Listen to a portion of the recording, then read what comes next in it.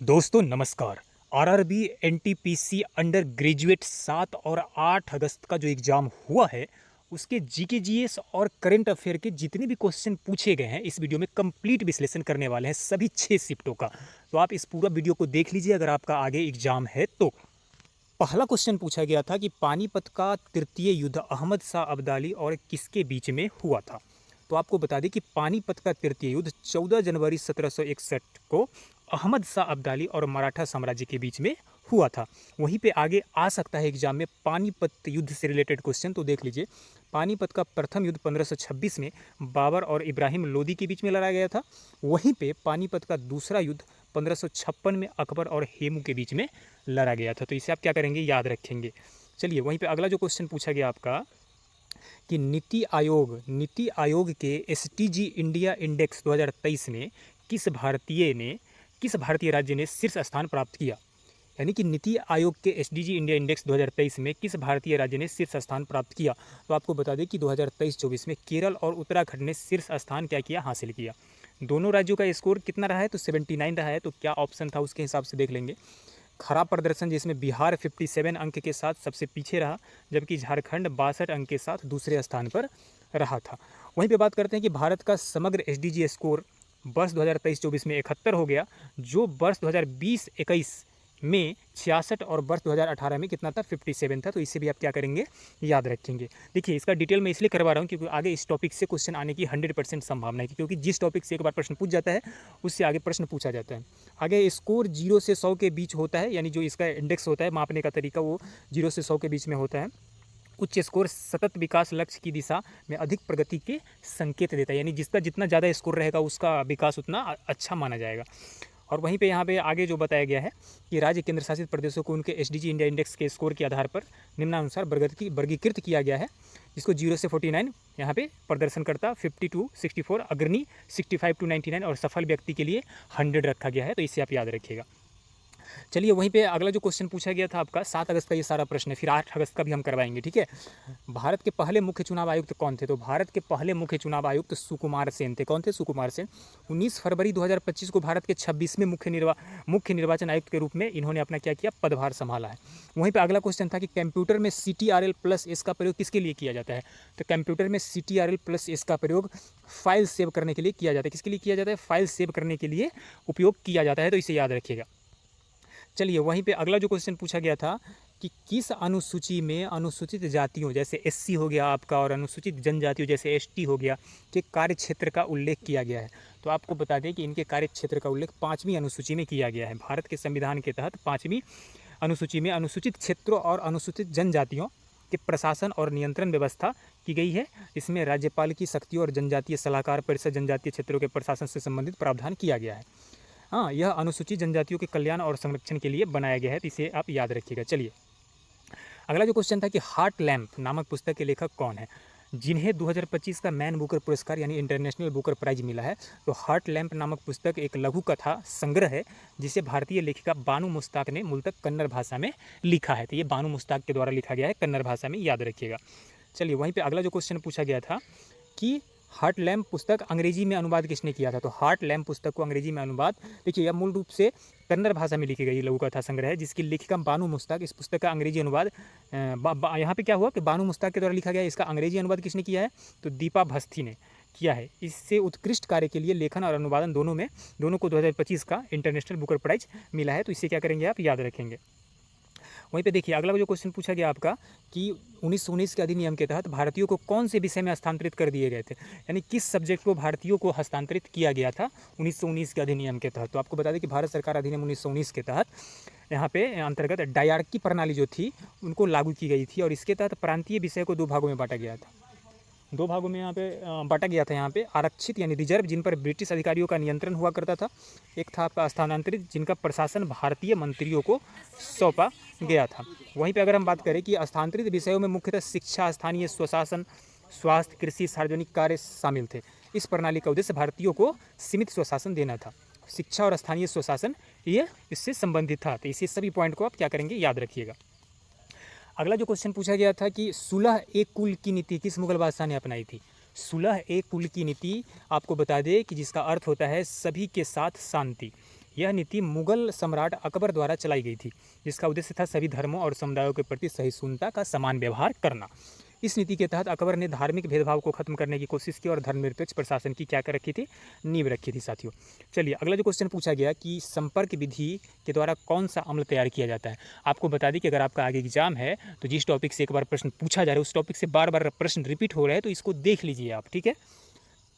बाकी तो संपर्क विधि से कौन सा अम्ल तैयार किया जाता है, तो संपर्क विधि से सल्फ्यूरिक अम्ल H2SO4 को औद्योगिक निर्माण में किया जाता है। यह इसमें सल्फर डाइऑक्साइड को ऑक्सीजन के साथ मिलाकर सल्फर ट्राइऑक्साइड बनाया जाता है और फिर उसे पानी के साथ मिलाकर सल्फ्यूरिक अम्ल तैयार किया जाता है। तो याद रखिएगा। अगला जो क्वेश्चन पूछा गया कि जागर नृत्य किस भारतीय राज्य में किया जाता है। देखिए जागर नृत्य से रिलेटेड पूछा गया तो जागर नृत्य जो है ये आपका जागर नृत्य उत्तराखंड का एक लोक नृत्य है और धार्मिक अनुष्ठान है। यह नृत्य देवताओं और पूर्वजों को याद करने और उन्हें प्रसन्न करने के लिए किया जाता है। भारत की पहली फीचर फिल्म कौन सी थी जो 1913 में बनाई गई थी, तो आपको बता दें कि भारत की पहली फीचर फिल्म जो 1913 में बनाई गई थी राजा हरिश्चंद्र था। भारत का पहली मुख्य फीचर फिल्म थी जिसे दादा साहब फाल्के ने 1913 में क्या किया था साथियों, बनाया था। आलम आरा भारत की पहली बोलती फिल्म थी जो 14 मार्च 1931 को रिलीज हुई थी। इस फिल्म का निर्देशन आरदेशिर ईरानी ने किया था, तो याद रखिएगा। चलिए वहीं पे अगला जो क्वेश्चन है कि किस देश ने घोषणा की है कि सिर्फ उन पर्वतारोहियों को एवरेस्ट पर चढ़ने की अनुमति दी जाएगी जिन्होंने पहले 7000 मीटर से ऊपर की किसी पर्वत पर चढ़ाई की है। यह घोषणा नेपाल ने किया है। नेपाल इंटीग्रेटेड टूरिज्म बिल 2025 के प्रारूप में एक प्रस्ताव रखा कि केवल ऐसे पर्वतारोहियों को एवरेस्ट की चढ़ाई की अनुमति दी जाएगी जिन्होंने केवल पहले नेपाल में कम से कम एक 7000 मीटर से अधिक ऊंचे पर्वत का सफलतापूर्वक शिखरारोहण किया हो। इसका उद्देश्य एवरेस्ट पर भीड़भाड़ को नियंत्रित करना और पर्वतारोहियों को सुरक्षा निश्चित करना है, तो ये याद रखिएगा। वहीं पे जो अगला क्वेश्चन पूछा गया था कि 78वीं कांस फिल्म महोत्सव के फिल्म के निर्देशक कौन थे, तो यहाँ पे तानवी द ग्रेट फिल्म के निर्देशक कौन थे। तानवी द ग्रेट से पूछा गया था, तो फिल्म तानवी द ग्रेट के निर्देशक अनुपम खेर ने किया था। यह फिल्म 78वीं कांस फिल्म फेस्टिवल में महोत्सव में मार्च से 2 फिल्म सेक्शन में प्रदर्शित किया गया था, याद रखिएगा इसे। अगला क्वेश्चन है कि केंद्र सरकार ने कानून बनाने का अधिकार किस सूची में दिया है, तो केंद्र सरकार आपको बता दें कि भारतीय संविधान की 7वीं अनुसूची में 3 सूचियाँ दी गई है साथियों, एक केंद्र सूची, राज्य सूची और समवर्ती सूची। तो ये जो है आप याद रखिएगा कि जिन विषयों पर केवल केंद्र का सरकार कानून बना सकती है उसको केंद्र सूची में रखा गया, जैसे रक्षा, विदेश नीति, मुद्रा। राज्य सूची में जिन विषयों पर केवल राज्य सरकारें कानून बना सकती है उनको राज्य सूची में रखा गया है, और समवर्ती सूची में जिन विषयों पर केवल केंद्र और राज्य दोनों कानून बना सकता है ना, उसको समवर्ती सूची में रखा गया है। चलिए अगला क्वेश्चन देख लेते हैं यहाँ पे कि अगोरा किला जो पुर्तगालियों के शासनकाल के दौरान बनाया गया था किस राज्य में स्थित है। अगोरा किला जो पुर्तगालियों के शासनकाल में बनाया गया था ये जो है समुद्र तट के पास स्थित है। कहाँ पे? अगोरा किला गोवा के पास स्थित है। 1612 में पुर्तगालियों के द्वारा इसका निर्माण किया गया था ताकि वे समुद्री डच और मराठों से अपने क्षेत्र की क्या कर सके साथियों, रक्षा कर सके। तो अंगोरा किला कहाँ पे? गोवा में, याद रखिएगा। अगला क्वेश्चन है कि भारत के किस पड़ोसी देश में नए साल की शुरुआत के समय भारत पर हमला हुआ है। नए साल की शुरुआत के समय, तो ये हमला आपको पता ही है कि पाकिस्तान के द्वारा किया गया था, पाकिस्तान पे हमला हुआ था। वहीं पे आर्टिलरी डील किस देश के साथ हुआ है, तो ये आर्टिलरी डील ये अमेरिका के साथ हुआ है। किस देश के साथ हुआ है? अमेरिका के साथ हुआ है। ये क्वेश्चन पूछा गया था कि हाल ही में भारत और आर्मेनिया के बीच आर्टिलरी डील हुई है। आर्मेनिया ने भारत की 155 मिमी टार्जन तोप खरीदने के लिए ऑर्डर दिया है, जो दोनों देशों के बीच रक्षा संबंधों को क्या करता है, मजबूती प्रदान करता है। चलिए वहीं पे अगला क्वेश्चन था कि यूनिसेफ का क्षेत्रीय परिषद 2025 किस शहर में आयोजित किया गया था। यूनिसेफ का क्षेत्रीय परिषद जो 2025 है ये आपका कहाँ पे आयोजित किया गया है, तो यूनिसेफ का यहाँ पे देख लीजिए 2025 क्षेत्रीय सतत विकास regional forum on sustainable development 2-3 अप्रैल 2025 को जिनेवा स्विट्जरलैंड में कहाँ पे आयोजित किया गया, जिनेवा स्विट्जरलैंड में आयोजित किया गया है। इस आयोजन का विषय था 2030 एजेंडा के लिए सतत समावेशी वैज्ञानिक एवं साक्ष्य आधारित समाधान को क्या करना, आगे बढ़ाना। चलिए वहीं पे अगला जो क्वेश्चन पूछा गया था कि मलेरिया किससे होता है, तो मलेरिया प्लाज्मोडियम नामक प्रोटोजोआ परजीवी के कारण होता है, जिसे संक्रमित मादा एनाफिलीज मच्छर के काटने से मानव शरीर में क्या होता है, फैलता है। अगला क्वेश्चन था कि डीआरडीओ द्वारा कौन सी मिसाइल प्रणाली विकसित की गई जिसका इस्तेमाल ऑपरेशन सिंधु में किया गया था। तो डीआरडीओ द्वारा आपको पता ही है कि ब्रह्मोस मिसाइल का यहाँ पे निर्माण किया गया था, जो रूस और इंडिया के मिलकर किया है। अगला क्वेश्चन था कि जम्मू कश्मीर में किस देश की घुसपैठियों को रोकने के लिए अभियान चलाया गया था। तो भारत सरकार सुरक्षा बलों द्वारा जम्मू कश्मीर समय समय पर पाकिस्तान से आने वाले आतंकवादियों और घुसपैठियों को रोकने के लिए विभिन्न सैन्य अभियानों ऑपरेशन को अंजाम दिए गए। इनमें ऑपरेशन कई ऑपरेशन था, जैसे ऑपरेशन यहाँ पे देख लीजिए, ऑपरेशन पराक्रम, ऑपरेशन ऑल आउट, ऑपरेशन सिंदूर, एलओसी के बाद सर्जिकल स्ट्राइक, ऑपरेशन त्रिशूल भी था इसमें, इसे भी याद रखेंगे। वहीं पे नेक्स्ट क्वेश्चन यहाँ पे देख लीजिए। अगला जो क्वेश्चन पूछा गया कि बहुआयामी गरीबी सूचकांक में निम्न में से किसको शामिल नहीं किया जाता है। तो तो बहुआयामी गरीबी सूचकांक में गरीबों के केवल आय की दृष्टि से नहीं बल्कि 3 प्रमुख आयामों में मापते हैं, स्वास्थ्य, शिक्षा और मानव जीवन स्तर। ये सभी क्या किया जाता है, मापा जाता है, तो याद रखेंगे। वहीं पे अगला क्वेश्चन है कि हाल ही में ब्रह्मोस मिसाइल का परीक्षण किस शहर में किया गया। तो ब्रह्मोस मिसाइल का परीक्षण यहाँ पे कहाँ पे, रक्षा मंत्री ने लखनऊ में ब्रह्मोस एरोस्पेस इंटीग्रेशन टेस्टिंग सुविधा का उद्घाटन किया। इस सुविधा का उद्देश्य ब्रह्मोस सुपरसोनिक क्रूज मिसाइल को असेंबली एवं परीक्षण करना है। इसे लखनऊ रक्षा उद्योग की कॉरिडोर के हिस्से के रूप में क्या किया गया है साथियों, विकसित किया गया। अगला क्वेश्चन है कि 2025 में भारत और यूएई की वायुसेनाओं ने किस सैन्य अभ्यास में भाग लिया था। तो 2025 में भारत और संयुक्त अरब अमीरात की वायुसेनाओं ने एक्सरसाइज डिजर्ट फ्लैग 10 में भाग लिया था। यह एक बहुराष्ट्रीय हवाई युद्ध अभ्यास है जो यूएई अल थाफड़ा एयरबेस पर 21 अप्रैल से 8 मई 2025 तक आयोजित किया गया था।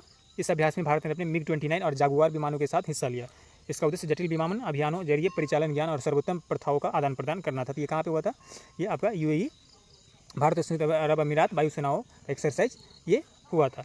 चलिए अगला जो क्वेश्चन है यहाँ पे कि उलगुलान विद्रोह किस विद्रोह के नाम से जाना जाता है। तो उलगुलान विद्रोह को बिरसा मुंडा विद्रोह के नाम से जानते हैं। यह आंदोलन 1899 से 1900 के दौरान बिरसा मुंडा के नेतृत्व में झारखंड तत्कालीन छोटा नागपुर में शुरू हुआ था। इस विद्रोह का उद्देश्य ब्रिटिश हुकूमत जमींदारों और दिकुओं के शोषण के खिलाफ मुंडाओं के जल जंगल जमीन की क्या करना था, रक्षा करना था। ये उलगुलान विद्रोह को मुंडा विद्रोह के नाम से जाना गया। अगला क्वेश्चन था कि पवन बंदरगाह किस राज्य में स्थित है। पंबन बंदरगाह जो है ये भारत के तमिलनाडु राज्य में स्थित है। पंबन द्वीप या रामेश्वरम द्वीप पर स्थित है। नेक्स्ट है कि दक्षिण भारत में जो वर्षा होती है उनमें से किससे होती है। तो दक्षिण भारत में जो वर्षा होती है उसको किस नाम से जाना जाता है, यहाँ पे देख लेते हैं। कुछ अलग अलग नाम का यहाँ पे, जैसे लू उत्तर भारत का, जैसे आम्र वर्षा हो गया, नॉर्थ ईस्ट में नॉर्थ ईस्ट मानसून हो गया, वेस्टर्न डिसर्वेंट हो गया। तो ये सारा वर्षा का नाम इसे याद रखिएगा। चलिए वहीं पे यहाँ पे बताया नहीं आपको मैं, तो दक्षिण भारत विशेष रूप से तमिलनाडु, पुडुचेरी, आंध्र प्रदेश में अक्टूबर से दिसंबर तक की मुख्य वर्षा को पूर्वोत्तरी मानसून, नॉर्थ ईस्ट मानसून के नाम से क्या किया जाता है, इसे जाना जाता है। तो इसे याद रखिएगा। वहीं पे चलिए अगले क्वेश्चन की तरफ चलते हैं। नेक्स्ट क्वेश्चन है कि स्वतंत्रता प्राप्ति के बाद भारत के किस क्षेत्र में सबसे अधिक कमी का सामना करना पड़ा। सबसे अधिक यहाँ पे कमी का सामना करना पड़ा। तो यहाँ पे देख लीजिए कि भोजन, आधारभूत संरचना, बेरोजगारी, शिक्षा, इन सब का क्या था, आज़ादी के तुरंत बाद सबसे बड़ी चुनौती क्या हो गई थी, तो भोजन हो गई थी। क्योंकि भारत में क्या था, फूड का बहुत कमी हो गया था। और बाद में जो आपको पता ही है कि कृषि आंदोलन आया जिससे फूड की आगे बढ़ा। तो चलिए अगला जो क्वेश्चन पूछा गया था कि वोडाफोन कंपनी भारत में कब आई थी। अगला जो क्वेश्चन पूछा गया था कि वोडाफोन कंपनी भारत में कब आई थी। तो वोडाफोन कंपनी आपको बता दें कि भारत में 2007 ईस्वी में आई थी। नेक्स्ट क्वेश्चन था कि उत्तर पश्चिम रेलवे का मुख्यालय कहाँ स्थित है। देखिए उत्तर पश्चिमी रेलवे का मुख्यालय पूछा था, तो ये कहाँ स्थित है, ये जयपुर राजस्थान में स्थित है। कहाँ पे, जयपुर राजस्थान में स्थित है। क्योंकि पूछ दिया एक बार तो आगे जोन पूछ सकता है, तो एक बार मैं आपको बता देना चाहता हूँ रेलवे जोन और उसका नाम। जैसे नॉर्थर्न रेलवे नई दिल्ली, नॉर्थर्न ईस्टर्न रेलवे आपका गोरखपुर, नॉर्थर्न सेंट्रल रेलवे आपका प्रयागराज इलाहाबाद, नॉर्थ यहाँ पे western railway Jaipur, eastern railway Kolkata, east central railway Hajipur, east coastal railway Bhubaneswar, याद रखिएगा। और वहीं पे आगे जो है वेस्टर्न रेलवे का आपका मुंबई हो गया, वेस्ट सेंट्रल रेलवे का आपका क्या हो गया, जबलपुर हो गया। वहीं पे आपको और कुछ बता देता हूँ, जैसे साउथ सेंट्रल रेलवे आपका सिकंदराबाद, साउथ ईस्टर्न रेलवे आपका कोलकाता हो गया, south east central railway Bilaspur, south western railway आपका हुबली हो गया, सेंट्रल रेलवे मुंबई हो गया। इन सभी को आप, जैसे मेट्रो रेलवे कोलकाता हो गया, और कोंकण रेलवे का आपका नवी मुंबई हो गया, साउथ कोस्ट रेलवे का आपका विशाखापट्टनम हो गया, और नॉर्थर्न फ्रंटियर रेलवे का आपका मालीगांव गुवाहाटी हो गया, याद रखिएगा। अगला जो क्वेश्चन पूछा गया कि 2024 का ICC men's cricketer of the year किसे चुना गया। तो 2024 का ICC men's cricketer of the year आपको बता दें, यहाँ पे भारतीय तेज गेंदबाज जसप्रीत बुमराह को चुना गया। किसे चुना गया, जसप्रीत बुमराह को चुना गया। 2024 के आईसीसी पुरस्कारों के स्मृति मंधाना को आईसीसी महिला one day cricketer of the year चुना गया। इसके अतिरिक्त न्यूजीलैंड के आमिलिया केर को आईसीसी महिला क्रिकेटर ऑफ द ईयर के लिए राचेल होहो फ्लिंट ट्रॉफी से सम्मानित किया गया। तो आप इसे सबको क्या करेंगे, याद रखेंगे। चलिए वहीं पे अगले क्वेश्चन की तरफ चलते हैं। अगला जो क्वेश्चन पूछा गया आपका कि हाइड्रोजन आवर्त सारणी के किस समूह का तत्व है। हाइड्रोजन आवर्त सारणी के किस समूह का तत्व है। तो हाइड्रोजन आवर्त सारणी के ग्रुप ए में स्थित है, जिसे क्षारीय धातुओं के समूह भी कहा जाता है। नेक्स्ट क्वेश्चन है कि भाषाई आधार पर बनने वाला पहला राज्य कौन सा था। तो भाषाई आधार पर बनने वाला पहला राज्य आपका आंध्र प्रदेश था। भारत का पहला राज्य था जो भाषाई आधार पर बनाया गया था। कौन था, आंध्र प्रदेश था आपका। यह तेलुगु भाषा बोलने वालों के लिए 1 अक्टूबर 1953 को मद्रास से अलग होकर ये बनाया गया। इसको क्या, मद्रास से अलग होकर बनाया गया। अगला क्वेश्चन है कि भारतीय संविधान में संशोधन करने के लिए लोकसभा में कितने बहुमत की आवश्यकता होती है। तो भारतीय संविधान में लोकसभा में संशोधन करने के लिए जो विशेष बहुमत की आवश्यकता होती है, यहाँ पे देख लीजिए कि उपस्थित मतदान करने वाले सदस्यों की 2/3 बहुमत से तथा सदन की कुल सदस्यों की संख्या का 50% से अधिक बहुमत भी क्या है, अनिवार्य है। संसदीय कानूनों में संशोधन किस बहुमत से किया जाता है? तो संसदीय कानूनों में जो संशोधन किया जाता है संसद के सामान्य बहुमत से किया जाता है, लेकिन यहाँ पे 2/3 बहुमत चाहिए इस क्वेश्चन के लिए आपको। चलिए अगला जो क्वेश्चन पूछा गया यहाँ पे देख लेते हैं कि निम्नलिखित मंत्रियों में बढ़ते हुए क्रम में न्यूनतम से अधिकतम अधिकार के अनुसार सजाए, जैसे रक्षा मंत्री, उप राज्य मंत्री और कैबिनेट मंत्री, यानी किसका नंबर कहाँ पे आता है ये वाला आपका पूछ गया। यहाँ पे देखिए, यहाँ पे सबसे पहले उप राज्य मंत्री जो डिप्टी मिनिस्टर सबसे कनिष्ठ पद है, यानी सबसे निचला पद आपका हो गया डिप्टी वाला हो गया। उसके बाद राज्य मंत्री हो गया जिसको मध्य स्तर का कहा जाता है, मिनिस्टर ऑफ स्टेट हो गया आपका। और उसके बाद तीसरे नंबर कैबिनेट मिनिस्टर सबसे टॉप पे आपका आ गया, सबसे वरिष्ठ और शक्तिशाली पद आपका कौन सा है? तो कैबिनेट मिनिस्टर है। चलिए वहीं पे अगला जो क्वेश्चन है यहाँ पे कि सूचना का अधिकार आरटीआई अधिनियम कब लागू हुआ था? तो सूचना का अधिकार जो आरटीआई नियम है ये 15 जून 2005 को संसद में पारित हुआ था, लेकिन यह पूरे देश में लागू 12 अक्टूबर 2005 को हुआ था। इसका उद्देश्य सरकारी कार्यों में पारदर्शिता और जवाबदेही सुनिश्चित करना था। तो ये याद रखिएगा सूचना का अधिकार से रिलेटेड। अगला जो क्वेश्चन पूछा गया कि पांडेय वंश की सबसे छोटी प्रशासनिक इकाई कौन सी थी? तो पांडेय वंश की सबसे छोटी प्रशासनिक इकाई उर थी। क्या थी? उर का मतलब होता है गाँव होता है। यह स्थानीय स्तर स्वशासी इकाई है जहाँ पंचायत जैसी व्यवस्थाएं कार्य करती है। पांडेय शासन में प्रशासनिक ढांचा आमतौर पर इसका क्रम है, जैसे नाडु हो गया, कुर्रम हो गया, उसके बाद सबसे क्या हो गया, छोटी इकाई उर हो गया। उर सबसे क्या है, छोटी इकाई है। उर क्या है, सबसे छोटी इकाई है। उसके बाद अगला क्वेश्चन है तराई भाबर के मैदान भारत में कहाँ पाए जाते हैं? तराई और भाबर का मैदान भारत में कहाँ पाए जाते हैं? ऑप्शन है हिमालय के क्षेत्र, तराई नीचे सिंधु के मैदान, ब्रह्मपुत्र मैदान। तो आपको बता दें कि तराई भाबर जो है मैदान भारत के उत्तर हिमालय तराई क्षेत्र में, विशेषकर उत्तराखंड, उत्तर प्रदेश, बिहार, पश्चिम बंगाल के कुछ भागों में क्या होते हैं, पाए जाते हैं। तो इसे आप ऑप्शन के हिसाब से जो भी आएगा आपके एग्जाम में उसको देख लेंगे। चलिए वहीं पे अगला जो क्वेश्चन पूछा गया आपका यहाँ पे 11वीं से 18वीं शताब्दी के मध्यकालीन भारत में किस विषय पर सबसे अधिक जोर दिया गया? तो आपको बता दें कि इस काल में 11वीं से 18वीं शताब्दी के मध्यकालीन भारत में सबसे अधिक जोर शक्ति पर दिया गया था। और इस काल में भक्ति आंदोलन बहुत प्रचलित हुआ, जिसमें भक्ति और सूफी आंदोलन समाज के धार्मिक और सामाजिक जीवन की महत्वपूर्ण भूमिका निभाए। इसके अलावा इस दौरान देश दार्शनिक ग्रंथ, वैज्ञानिक विचार और वैज्ञानिक दृष्टिकोण से भी थे, लेकिन भक्ति का प्रभाव का महत्व सबसे क्या था, अधिक था। वहीं पे नेक्स्ट क्वेश्चन आपका है यहाँ पे किसी फाइल या फोल्डर को कंप्यूटर से अस्थायी रूप से यानी रिसाइकल बिन में भेजे बिना हटाने को शॉर्टकट कुंजी को क्या कहते हैं? तो आपको बता दें कि जब आप केवल डिलीट दबाते हैं तो फाइल केवल रिसाइकल बिन में चला जाता है, लेकिन आप शिफ्ट प्लस डिलीट दबाते हैं तो फाइल अस्थायी रूप से क्या हो जाता है, डिलीट हो जाता है। तो ये रिसाइकल बिन में क्या होता है, नहीं जाता है। तो इसे आप याद रखेंगे। अगला जो क्वेश्चन था आपका यहाँ पे कि ताल कटोरा गोल चक्कर का निर्माण कहाँ किया जा रहा है? तो ताल कटोरा गोल चक्कर का निर्माण ये नई दिल्ली में किया जा रहा है। कहाँ पे किया जा रहा है? ये नई दिल्ली में किया जा रहा है। कंप्यूटर में CTRL प्लस टैब शॉर्टकट कुंजी का प्रयोग किसके लिए किया जाता है? तो CTRL प्लस टैब का अगर शॉर्टकट कुंजी का आप प्रयोग करेंगे, ये उपयोग सॉफ्टवेयर या वेब ब्राउजर में खुले हुए टैब के बीच में आगे बढ़ाने के लिए किया जाता है। वहीं पे नेक्स्ट क्वेश्चन है कि निम्नलिखित में से कौन सा एक अम्ल एसिड की विशेषता नहीं है? तो ये OH यहाँ पे हाइड्रोक्साइड आयन यहाँ पे प्रेजेंट होता है, ये इसकी विशेषता क्या है, नहीं है। उसके बाद नेक्स्ट क्वेश्चन है आपका कि पृथ्वी पर वह क्षेत्र जहाँ सूर्य की सीधी किरणें पड़ती है उसे क्या कहा जाता है? तो यहाँ पे ऑप्शन था कि उष्णकटिबंधीय क्षेत्र, शीतोष्ण कटिबंधीय क्षेत्र, ध्रुवीय क्षेत्र, समशीतोष्ण क्षेत्र। आपको बता दें कि उष्णकटिबंधीय क्षेत्र भूमध्य रेखा के आसपास का वह क्षेत्र होता है जहाँ सूर्य की किरणें साल के अधिकांश समय में क्या पड़ती है, सीधी पड़ती है। तो क्या हो जाएगा, ट्रॉपिकल जोन हो जाएगा आपका, उष्णकटिबंधीय क्षेत्र हो जाएगा। नेक्स्ट क्वेश्चन है कि न्यायमूर्ति बेला त्रिवेदी ने किस विषय पर एक आदेश जारी किया था? तो न्यायमूर्ति बेला त्रिवेदी ने पॉक्सो अधिनियम पर एक आदेश जारी किया था। इसके तहत महत्वपूर्ण निर्णय दिया था, जिसमें उन्होंने यह स्पष्ट किया कि उस अधिनियम के अंतर्गत यौन हमले के लिए त्वचा से त्वचा संपर्क आवश्यक नहीं है, बल्कि यौन इरादा ही मूल तत्व है। इस निर्णय में पॉक्सो कानून सुरक्षा रचना को सुदृढ़ बनाए रखा। ये पॉक्सो से रिलेटेड था। वहीं पर आपका अगला क्वेश्चन था कि NH6 वर्तमान में पूर्वोत्तर भारत के किन राज्यों में को जोड़ता है? NH6 जो है आपका, देखिए राष्ट्रीय राजमार्ग NH6 वर्तमान में पूर्वोत्तर राज्य के भारत के 4 राज्यों को जोड़ता है। मेघालय हो गया, असम हो गया, मिजोरम हो गया और त्रिपुरा हो गया। तो इन 4 राज्यों को क्या करता है, ये जोड़ता है। वहीं पे अगला क्वेश्चन आप याद रखिए कि सूर्य घर बिजली योजना में सबसे अधिक इंस्टॉलेशन किस राज्य में किए गए? तो सबसे अधिक सूर्य घर बिजली योजना का इंस्टॉलेशन गुजरात राज्य में। नेक्स्ट जो क्वेश्चन पूछा गया था कि नारायण गुरु एक समाज सुधारक थे, वह किस राज्य से संबंधित थे?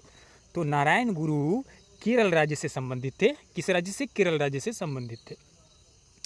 अगला क्वेश्चन था कि 13 और 14 मार्च को कौन सा प्रमुख पर्व मनाया जाता है? तो 13 और 14 मार्च को हिंदू धर्म का प्रमुख पर्व होली मनाया जाता है। कौन सा? होली मनाया जाता है। नेक्स्ट, समुद्र की गहराई मापने के लिए निम्नलिखित में से कौन सा उपकरण संबंधित है? देखिए, सोनार, साउंड नेविगेशन एंड रैंगिंग, यह एक तकनीक है जो ध्वनि तरंगों यानी साउंड वेव्स का उपयोग करके समुद्र की गहराई को समुद्र तल की बनावट का पता लगाता है। ठीक है, अगला क्वेश्चन है यहाँ पे,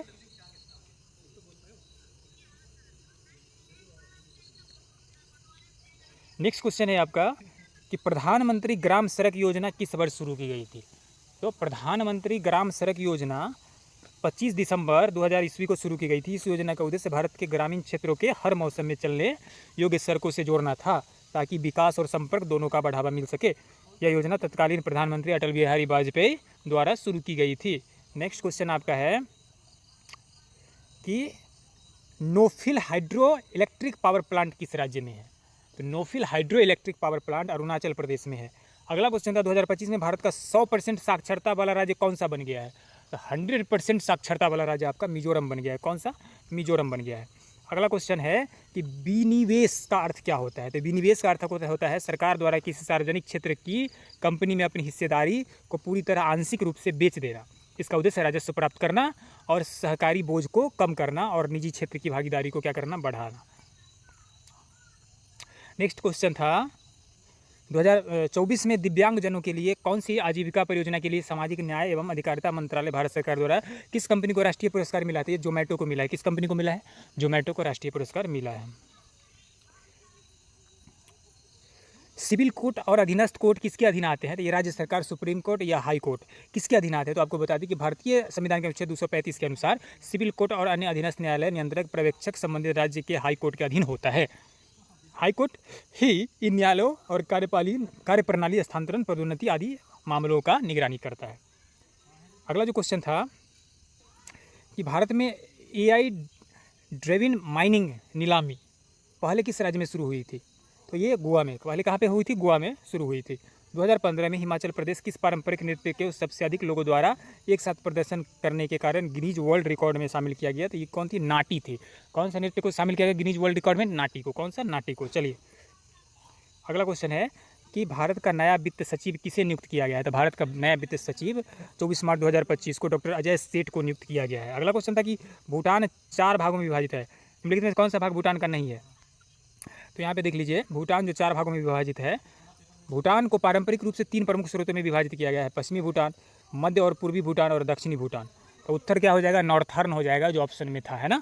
तो नॉर्थर्न वाला हो जाएगा आपका, याद रखिएगा। एक कि 38वें राष्ट्रीय खेलों का आयोजन किस स्थान पर किया गया था? तो 38वें राष्ट्रीय खेलों का आयोजन 28 जनवरी से 14 फरवरी 2025 तक उत्तराखंड के 8 जिलों में के 11 शहरों में आयोजित किए गए थे।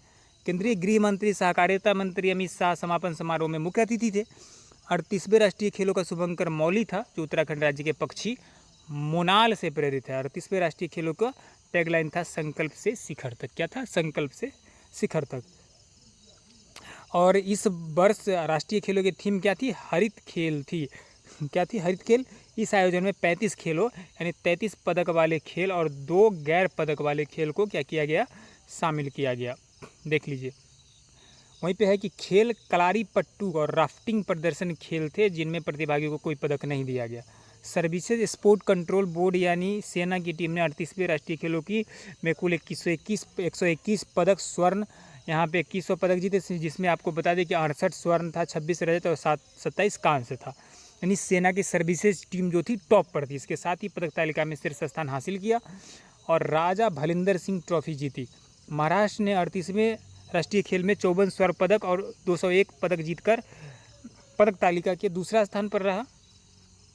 यहाँ पे क्या हो जाएगा? 101 हो जाएगा। और हरियाणा ने कुल 153 पदक यानी 48 स्वर्ण, 47 रजत और 58 कांस्य पदक जीतकर पदक तालिका में तीसरे स्थान पर रहा। 39वें राष्ट्रीय खेलों की मेजबानी कौन सा राज्य करेगा? तो ये मेघालय में। 39वां कहाँ पे होगा? तो ये आपका मेघालय में होगा। कहाँ पे? मेघालय में होगा, याद रखिएगा। अगला क्वेश्चन है अनुच्छेद 48 किससे संबंधित है? अनुच्छेद 48 किससे संबंधित है? तो अनुच्छेद 48 जो है 42वें संविधान संशोधन अधिनियम 1976 के तहत जोड़ा गया था। इसके अंतर्गत राज्य का यह कर्तव्य है कि पर्यावरण, वन और जीवों को रक्षा और सुधार सुनिश्चित करे। यह राज्य के नीति निर्देशक तत्वों क्या हिस्सा है? पर्यावरण और वन संरक्षण से रिलेटेड अनुच्छेद 48 के, ये याद रखिएगा। अगला क्वेश्चन आपका है यहाँ पे जो पूछा गया कि 61वां संविधान संशोधन किससे संबंधित है। 61वां संविधान संशोधन जो है आपका 1988 के तहत लोकसभा, राज्यसभा, विधानसभाओं के मतदान की आयु 21 वर्ष से घटाकर जो 18 वर्ष कर दी गई थी। यह संशोधन आर्टिकल 326 में बदलाव कर लाया गया था। इसका उद्देश्य अधिक युवाओं को लोकतांत्रिक प्रक्रिया में क्या करना था, शामिल करना था। यह संशोधन 1989 में लागू हुई थी। कब? 1989 में लागू हुई थी। यहाँ पे देख लीजिए जो अलग अलग संशोधन दिया गया है, एक बार आपको दिखा देते हैं। जैसे 74वां भाषाई से रिलेटेड, यहाँ पे 10वां जो है दादर नागर हवेली से, जैसे 12वां आपका गोवा दमन दीव से रिलेटेड था, 13वां नागालैंड से, 14वां पुदुचेरी से, 24वां संसद के संविधान संशोधन की पूर्ण शक्ति से, 25वां संपत्ति के अधिग्रहण पर रिलेटेड यहाँ पे है, 26वां आपका प्रीवी पर्स और शाही से, 31वां आपका लोकसभा सीट 525 से बढ़ाकर 545 किया गया, और 36वां आपका सिक्किम राज्य की पूर्ण राज्य बनाने से रिलेटेड था। वहीं पे 42वां संविधान संशोधन का प्रस्तावना से रिलेटेड यहाँ पे पंथ निरपेक्ष अखंडता, मौलिक कर्तव्य, ये सारे जोड़े गए। तो 44वां में संपत्ति का अधिकार को हटा दिया गया और 300 के कम ए में शामिल किया गया। 52वां में आपका दल बदल विरोधी, 61वां में मतदान किया 21 से घटाकर 18 कर दिया गया। 69वां में दिल्ली को राष्ट्रीय राजधानी NCR का दर्जा दिया गया। 73वां में पंचायती राज से संबंधित, 74वां आपका नगर निकाय से, 86वां आपका शिक्षा का अधिकार से रिलेटेड है आपका जो 6 से 14 वर्ष की शिक्षा है। 91वां संविधान संशोधन आपका मंत्रिमंडलाकार 15% तक सीमित से रिलेटेड है। 92वां आपका 4 भाषा बोडो, डोंगरी, मैथिली, संताली जोड़ा गया। और 93 अमेंडमेंट में आपका निजी शिक्षण और OBC संरक्षण दिया गया। 96वां में उड़िया शब्द को जोड़ा गया। और 97वां संविधान से सहकारी समिति को मौलिक अधिकारों के स्थान पर भाग 11 के बी में क्या 9 के बी में क्या किया गया, जोड़ा गया। वहीं पे ये सारा देख लीजिए। 99वां संशोधन यहाँ पे आपका न्यायिक नियुक्ति से है। 100वां संशोधन बांग्लादेश, भारत बांग्लादेश भूमि सीमा समझौता से है। 101 आपका वस्तु सेवा GST से रिलेटेड है। 102 आपका राष्ट्रीय पिछड़ा वर्ग आयोग से रिलेटेड है। 103 आपका आर्थिक रूप से कमजोर वर्ग EWS के रिलेटेड है। 104 का SC/ST से रिलेटेड है। 105 आपका राज्यों को OBC सूची बनाने के अधिकार से रिलेटेड है। और 106 आपका महिला आरक्षण विधेयक 33% जो आरक्षण दिया गया है लोकसभा में, इससे रिलेटेड है आपका। तो ये सारा आप एक बार देख लीजिएगा रोक के वीडियो को, ठीक है।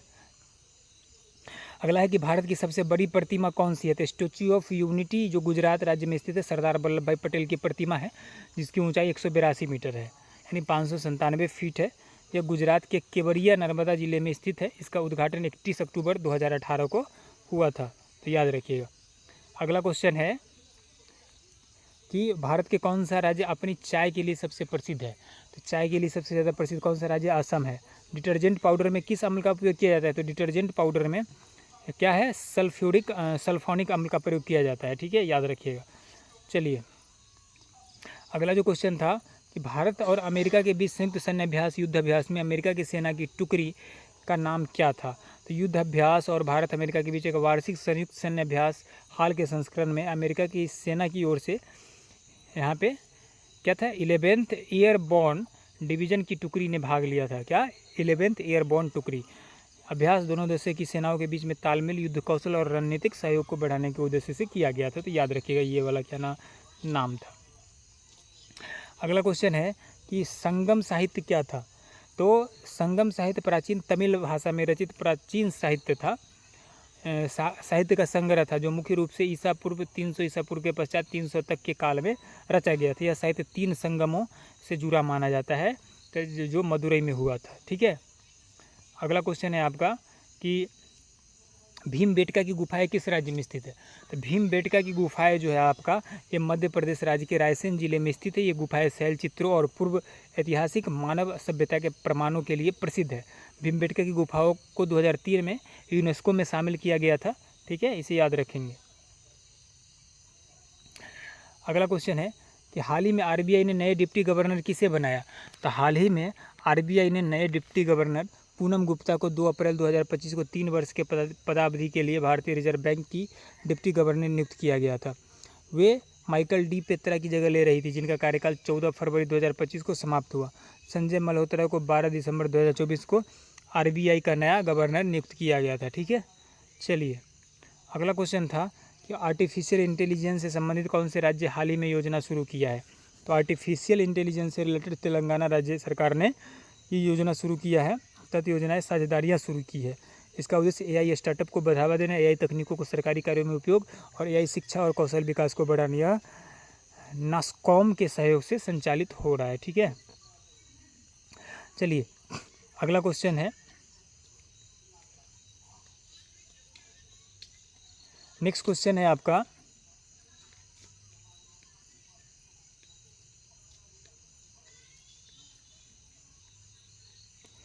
राज्य का सबसे बड़ा विधि अधिकारी कौन होता है? तो राज्य का सबसे बड़ा विधि अधिकारी जो है, आपको बता दें कि 165 आर्टिकल के अनुसार महाधिवक्ता होता है, एडवोकेट जनरल होता है राज्य का सबसे बड़ा विधि अधिकारी। उसकी नियुक्ति कौन करता है? तो राज्यपाल करता है। कौन करता है? राज्यपाल करता है। अगला क्वेश्चन है कि कान फिल्म समारोह में कौन सा मुख्य पुरस्कार दिया गया था? तो पाम डी ओर कान फिल्म समारोह का सबसे प्रतिष्ठित सर्वोच्च पुरस्कार है। कौन सा? पाम डी ओर।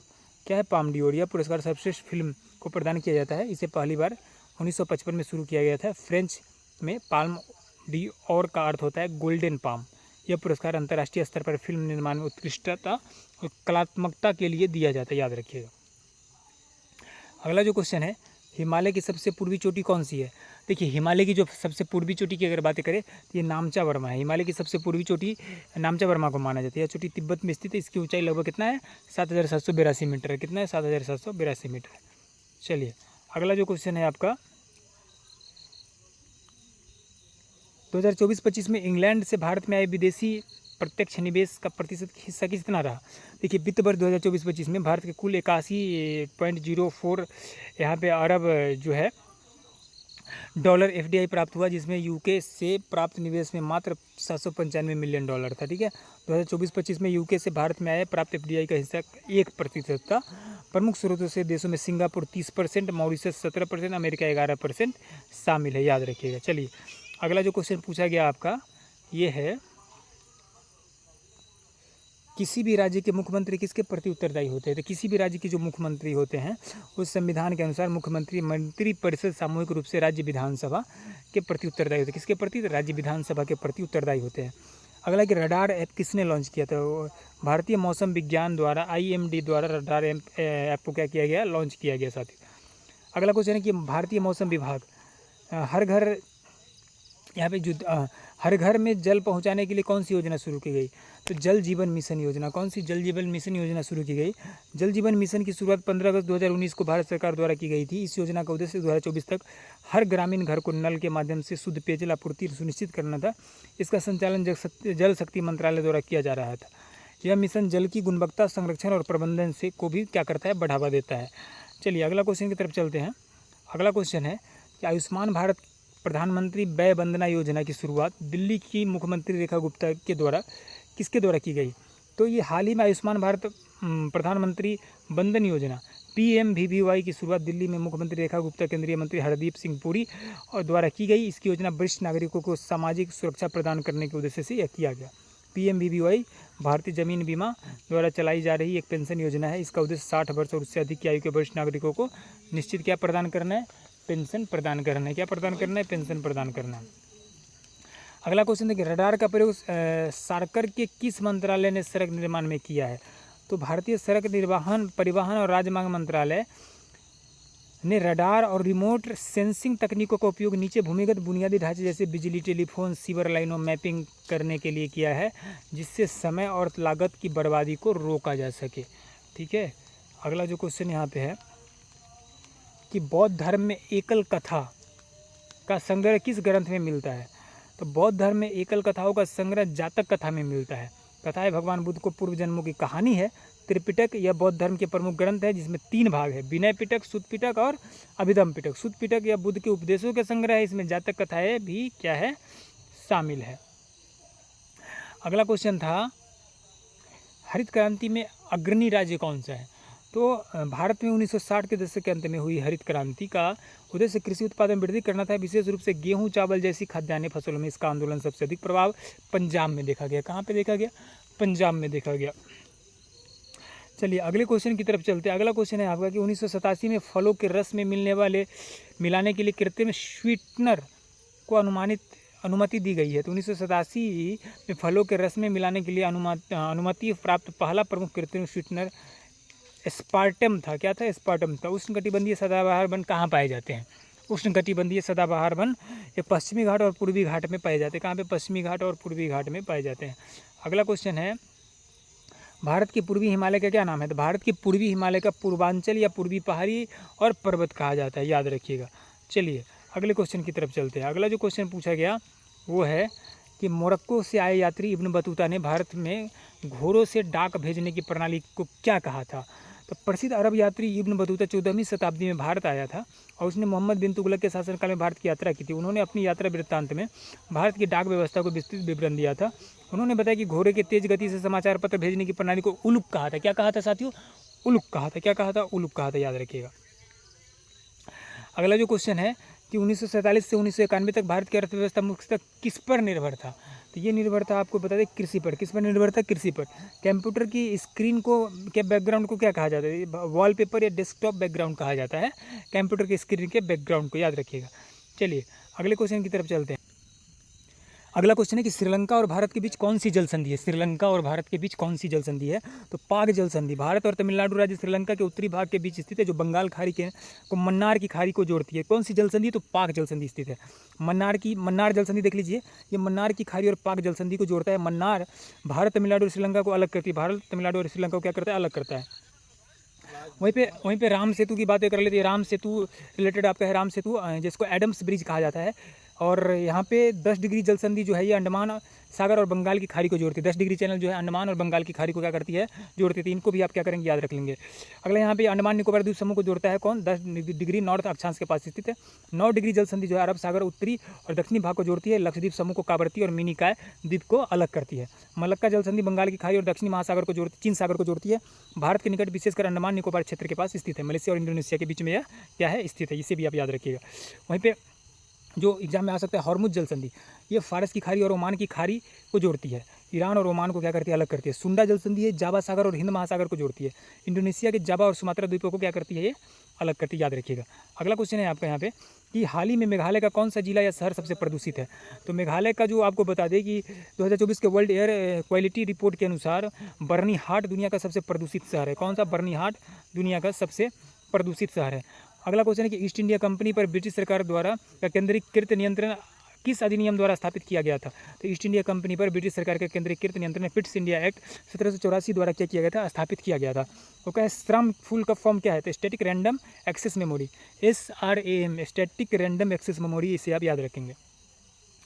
वहीं पे हम बात करें अगर, श्रम जो है एक प्रकार की सेमीकंडक्टर मेमोरी है जिसकी डेटा को स्थिर रूप से तब तक रखती है जब तक STRM फुल फॉर्म यहाँ पे देख लीजिए, इसका भी दे दिया गया है यहाँ पे।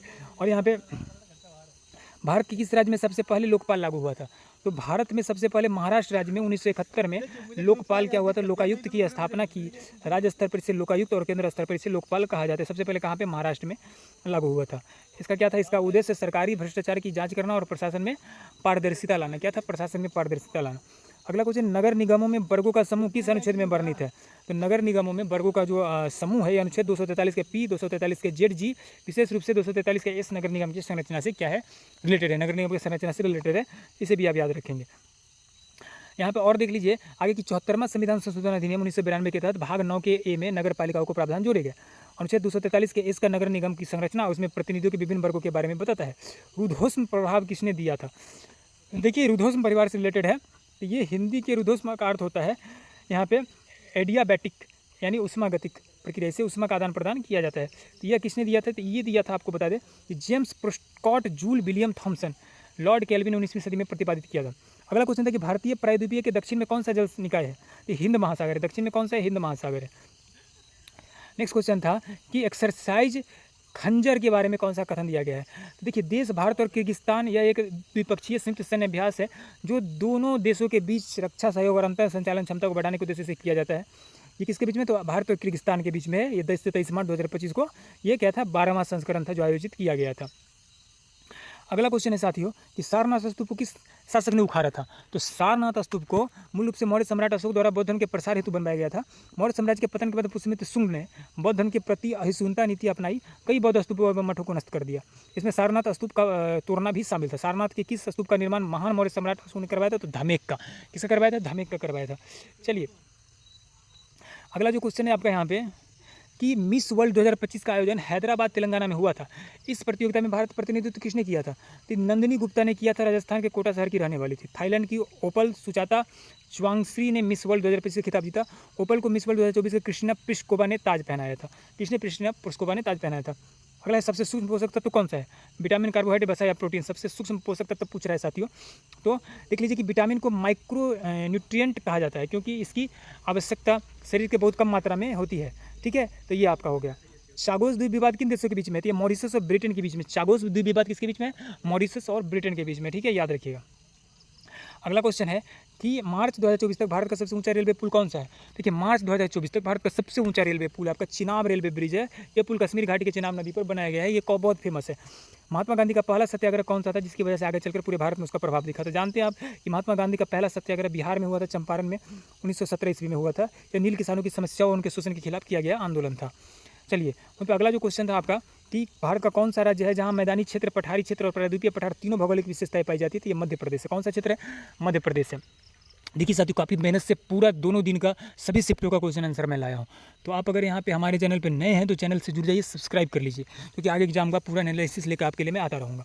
चलिए, स्वर्ण मंदिर को और किस नाम से जाना जाता है? तो स्वर्ण मंदिर को किस नाम से? हरमंदिर साहिब के नाम से जाना जाता है। किस नाम से? हरमंदिर साहिब के नाम से जाना जाता है। चलिए वहीं पे अगला क्वेश्चन था यहाँ पे कि सुप्रीम कोर्ट को किस संस्था को सुल्तानपुर में 125 एकड़ भूमि का आवंटन को रद्द करने के फैसले को सही ठहराया? तो ये कमला नेहरू मेमोरियल ट्रस्ट, कमला नेहरू मेमोरियल ट्रस्ट को रद्द करने का सही ठहराया। अगला क्वेश्चन है कि निम्नलिखित में कौन सा कथन एक्सरसाइज इंदिरा के बारे में सही थे? देखिए एक्सरसाइज इंदिरा 2025 भारत और रूस में द्विपक्षीय नौसैनिक अभ्यास है जो मार्च 28 अप्रैल 2025 को हुआ था। यह अभ्यास 2 चरणों में आयोजित किया गया, ठीक है, इसे आप याद रखेंगे। इसको थोड़ा सा पढ़ लीजिए आप, आपका काम आएगा क्योंकि आगे एग्जाम है। चलिए अगला क्वेश्चन तो देख लेते हैं यहाँ पे कि अनुच्छेद 19 के बारे में निम्नलिखित से कौन सा कथन गलत दिया गया है? देखिए भारतीय संविधान का अनुच्छेद 19 सभी नागरिकों को निम्नलिखित से 6 स्वतंत्रताएं प्रदान करती है, जो मौलिक स्वतंत्रता बोलते हैं, मौलिक अधिकार। वाक स्वतंत्रता, अभिव्यक्ति की स्वतंत्रता, बिना किसी प्रतिबंध को अपनी बात खुलकर कहने और व्यक्त करने का अधिकार, शांतिपूर्वक और बिना हथियार के एकत्र होने की स्वतंत्रता, यानी संगठन या संघ बनाने की स्वतंत्रता, ये सारा स्वतंत्रता हमें अनुच्छेद 19 देती है। इसके अलावा भारत में किसी भाग में आवागमन की स्वतंत्रता, किसी भी भाग में निवास करने और बसने की स्वतंत्रता, कोई भी व्यवसाय और आजीविका व्यापक कारोबार करने की स्वतंत्रता, ये सारी स्वतंत्रता हमें अनुच्छेद 19 के द्वारा क्या किया जाता है? दिया जाता है साथियों। इसके अलावा वर्तमान में दीपक कुमार केडिया किस पद पर कार्यरत है? तो ये वे inspector general national security guard यानी IGNSG के पद पर कार्यरत है। किस पे? IGNSG के पद पर कार्यरत है। साथियों इस तरह से दोनों दिन का सारा क्वेश्चन मैं आपको करवाया हूँ, एक जगह पूरा आपका कलेक्टेड क्वेश्चन मिल रहा है। तो हमारे चैनल को इतनी मेहनत को समझिए और चैनल को जरूर सब्सक्राइब कर लीजिए।